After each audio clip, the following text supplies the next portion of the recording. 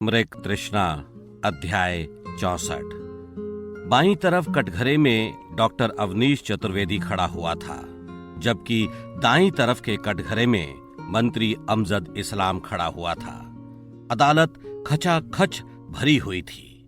तेज शोर हो रहा था। भारत की जनता ही नहीं बल्कि सारी दुनिया जानना चाहती थी कि सच क्या है। वास्तव में मंत्री अमजद इस्लाम दोषी है?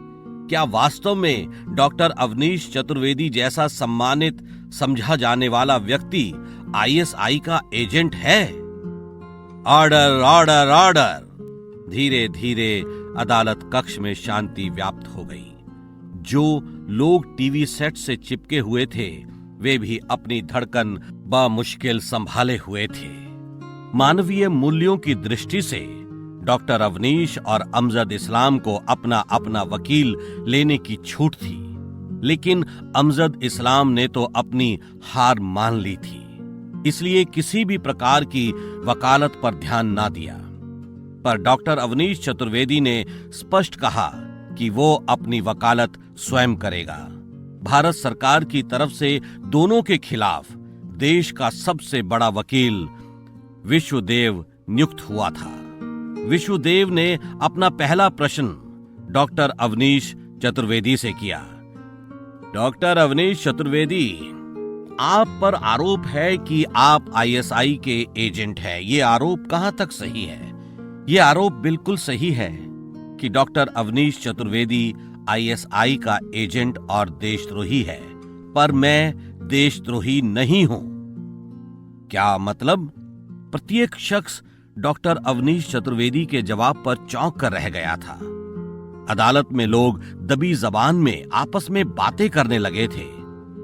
मैं आपको मतलब अवश्य समझा दूंगा, पर सबसे पहले मैं मनोज मिंथ और राजीव रॉय से मिलना चाहता हूं। लेकिन वे तो अपने साथियों और पुलिस के साथ देशव्यापी अभियान पर हैं। देश भर में तुम्हारे साथियों को बंटाधार करना है ना? कृपया आप मुझे देशद्रोही ना बोलिए विश्वदेव जी, डॉक्टर अवनीश चतुर्वेदी ने तड़प कर कहा। तो क्या देशभक्त बोलूं?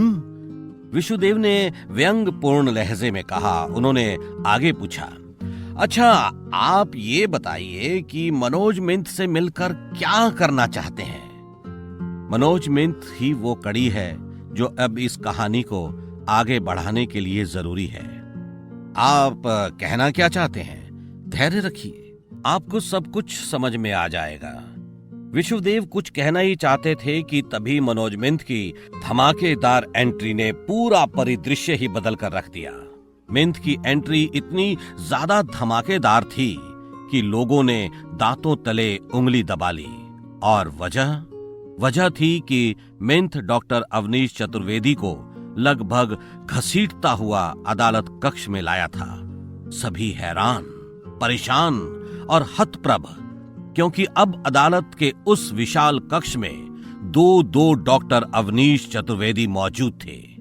एक कटघरे में था तो दूसरा मनोज मिंथ की गिरफ्त में। एक अजीब सा सस्पेंस फैल गया था अदालत में, लेकिन कटघरे में खड़ा अवनीश चतुर्वेदी मंद मंद मुस्कुरा रहा था।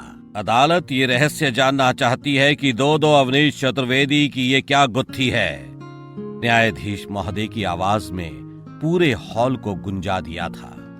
अभी अभी प्रवेश करने वाले मनोज मिंथ ने कहना प्रारंभ किया, योर ऑनर, ये है असली मुजरिम डॉक्टर अवनीश चतुर्वेदी, यही है असली देशद्रोही। तो कटघरे में खड़ा वो व्यक्ति कौन है? इसका जवाब तो वो व्यक्ति स्वयं ही देगा। मिंथ ने अपने शब्दों को बोलते हुए कटघरे में खड़े डॉक्टर अवनीश चतुर्वेदी की तरफ देखा। कुछ पलों की खामोशी के बाद वो व्यक्ति अपना फेस मास्क उतारने लगा, और तब जो चेहरा सामने आया वो निश्चित रूप से एक अजूबा था, एक चमत्कार था। प्रत्येक व्यक्ति के लिए, सारे देश के लिए और संपूर्ण विश्व के लिए। लोग समझ नहीं पा रहे थे कि ये हो क्या रहा है। यहां तक कि बच्चों ने नागराज, परमाणु, डोरा, सुपर कमांडो, ध्रुव आदि की नई नई कॉमिक्स से पढ़ना छोड़कर टीवी सेट्स पर निगाहें जमा दी। मनचली लड़कियों ने ऋतिक रोशन के पोस्टर को अपने हाथों से फिसल जाने दिया। लड़कों ने ऐश्वर्या राय, विद्या बालन, प्रियंका चोपड़ा और सनी लियोन को भुला दिया और क्रिकेट प्रेमियों ने सचिन तेंदुलकर के धमाकेदार शतक बनाने वाले छक्के पर कोई ध्यान न दिया। हॉकी प्रेमियों ने गोल की तरफ बढ़ते धनराज पिल्ले से नजरें हटा ली। सभी का ध्यान अदालत के कटघरे की तरफ था, जिसमें कुछ समय पहले तक डॉक्टर अवनीश चतुर्वेदी खड़ा हुआ था। लेकिन फेस मास्क उतारने के बाद सब कुछ बदल गया। सारे देश में हर्ष की एक लहर दौड़ गई और जिसकी धमक संपूर्ण विश्व में फैलने को अपने विशाल पांव बढ़ाने लगी। आज उस अदालत में लोगों ने मिस्र के पिरामिड देख लिए थे, बेबीलोन के झूलते हुए उद्यान देख लिए थे और चीन की विशाल दीवार देख ली थी। जी हां, वो व्यक्ति मिस्र के पिरामिडों जैसा आश्चर्य नहीं था तो क्या था, क्योंकि सामने खड़े थे भारत के प्रमुख एवं महान वैज्ञानिक प्रोफेसर हंस गंगवार। अध्याय 64 समाप्त होता है।